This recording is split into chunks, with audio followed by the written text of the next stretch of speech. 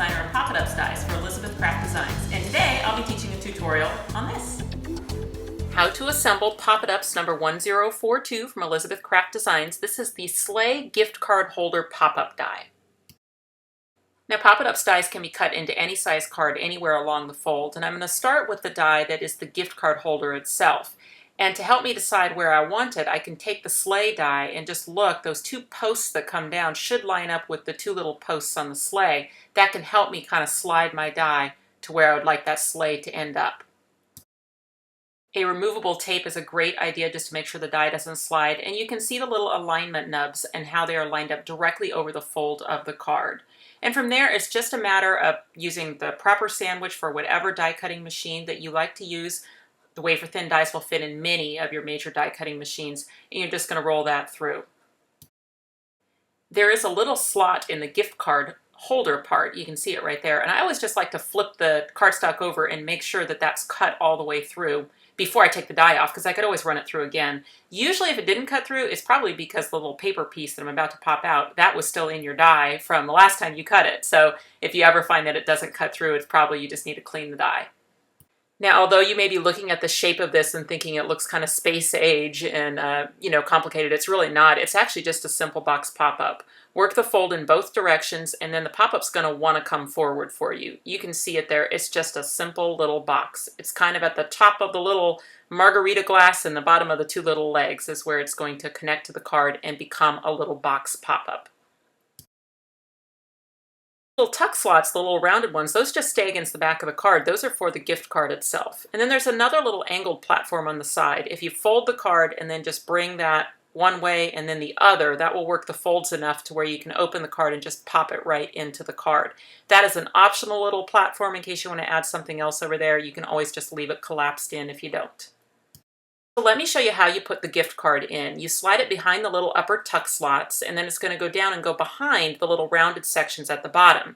Now I don't have a backing card on it yet, but I still put the gift card in at this point just to help me when I'm adding my adhesive so that I do not accidentally put adhesive behind the tuck slot. So I just leave that gift card in there, and then I'm going to use my Elizabeth Craft Designs double-sided adhesive and put some adhesive around. As long as I avoid that gift card, the adhesive can go kind of in all the other little areas. However little or much you need, this is going to be plenty to hold that on.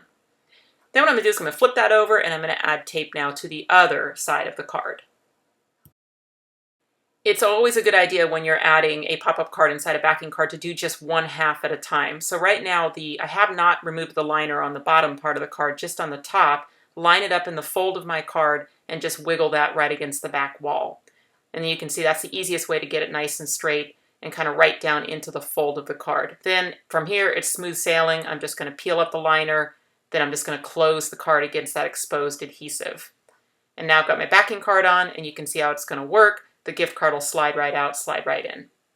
I like this die because it's super easy, but it has lots of different platforms, including a little pole platform. So this is optional. You can see the die's working great even without it, but if you want to have an extra platform, just die cut the little pole. It has a fold underfoot, so it's been scored to fold right there. And then you're just going to add a little bit of strong adhesive. I like to use the Elizabeth Craft Designs double-sided adhesive tape. Peel up the liner on the base of that foot. That foot's going to go right down through the slot and onto the base of the card. And it is sized correctly so that the edge of the foot just matches the edge of the insert. So easy peasy, throw that in there, you've got an extra platform. The Merry and Bright clear stamp set was designed to go with all of the pop-up dies in the new collection. And it has this little seal that says Santa Says. And then there are 3 word choices. They're all on separate little stamps, so you can choose what you want to say. Santa says nice, Santa says naughty, or since we're doing a gift card holder, Santa says shop. So that's the decorator piece that fits on the full sleigh, and it does leave a little shadow around the piece. Okay, time to add adhesive to all my various platforms. So I've got the 2 legs of the gift card holder, I've got the little pole platform, and then I've got that little tiny angled platform on the side. And I'm going to go ahead and add my Elizabeth Craft Designs double-sided adhesive to all 4 platforms on the front of those platforms. The die set comes with a little present die, so there's a little rectangle and then a little bow, and I just use some washi tape here to be the ribbon that goes up the package. And you can make that present either a vertical present or a horizontal, and it's kind of fun to do both, so that's what I did here. I think I'm going to go ahead and add like a little pop dot on top of the first present. So the present is attached to, the green present is attached to the pole platform. Then I'm going to add a little pop dot to the front of that, and then I'm going to add my little horizontal present attached to the first present and give it all a good squish. Adding the sleigh is of course just as easy. It's a matter of just peeling up the liner on the two front posts and then putting the sleigh on it.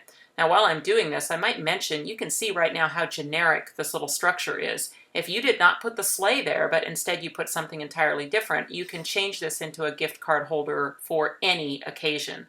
So really think about the versatility of that die if you decide to add this to your collection. Okay, gift card can slide in and out.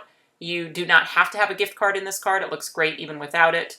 And I want to show you something kind of fun about the angled platform. So I've cut another present and I attached one of the little snowflakes to it. And one thing that's cool about it being an angled platform is you can actually play with having items that appear to be outside the limits of the card, but then when you fold it, they collapse down into the card and are hidden. Now, I definitely had Rudy the reindeer in mind when I designed that little angled platform. He's got big fat antlers, so I wanted a platform that was going to tuck him back into the card, but then you see when the card is open, he actually sticks out further than the card. So that's just a fun effect. Here's a perfect example of using the gift card holder for another theme. So Fran made this card. She used a stamped happy birthday balloon. Think of all the reasons you may need to give a gift card, and this is the perfect die for you. If you are interested in this die, check your local independent craft store. You can go to ecraftdesigns.com to find out more information. You can like my Facebook page, Karen Burniston Designer. You'll always find more ideas on my blog, karenburniston.com. Thanks for watching.